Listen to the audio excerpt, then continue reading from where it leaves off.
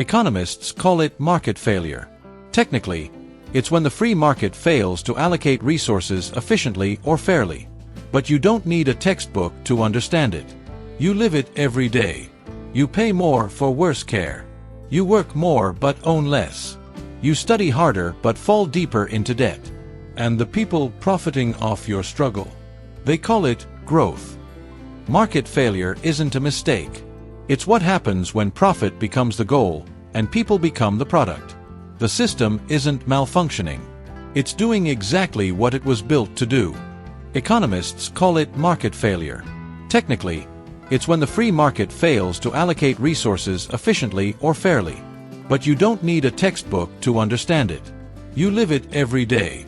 You pay more for worse care. You work more but own less.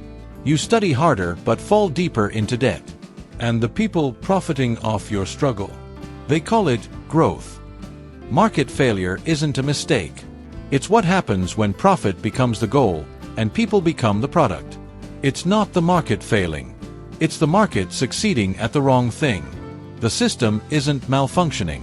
It's doing exactly what it was built to do. Market failure shows up in four main ways. You don't need to memorize them. Just recognize them. 1. Externalities. When a company pollutes your air to save money, and you get the asthma bill. 2. Public goods. When things everyone needs, like clean water, roads, or education, go underfunded because no one profits from them directly. 3. Monopoly power. When one corporation owns the whole playing field. Think big pharma, big cable, big housing.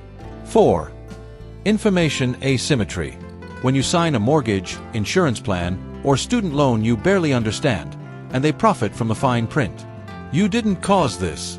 You just live with the consequences.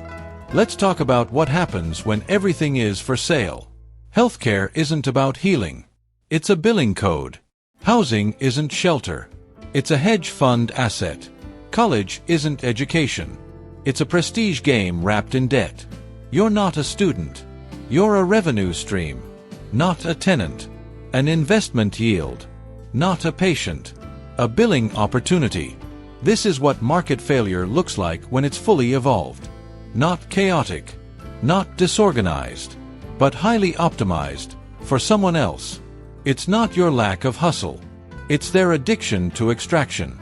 Meet Tasha, 42, Phoenix. Works full-time. 2 kids. $42,000 in student debt. Pays $1,780 in rent. $480 per month in insurance. Still can't afford her son's therapy.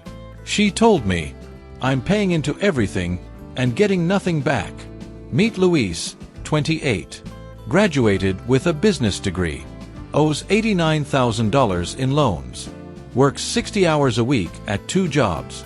Still lives with roommates. Still drowning in interest payments. They're not lazy. They're not irresponsible. They're not bad with money. They're trapped in a market that works better when they don't escape. Market failure doesn't show up like a stock market crash. It doesn't scream. It doesn't explode. It leaks. It wears you down quietly. And then, it snaps. Your neighbor skips a doctor visit. Your insurance premium rises. Students delay home ownership. The economy slows down. A factory pollutes your air. Your kid gets asthma. You pay while they profit. This isn't about left or right. It's about reality. When the cost is passed down long enough, eventually it lands on you. You won't fix the system overnight. But you don't have to stay blind. You can start seeing the incentives. The hidden forces behind the headlines. The why behind the, that's just how it is. Start by naming what's broken and refusing to call it normal. Learn how the system profits when you feel powerless. Support people-first businesses.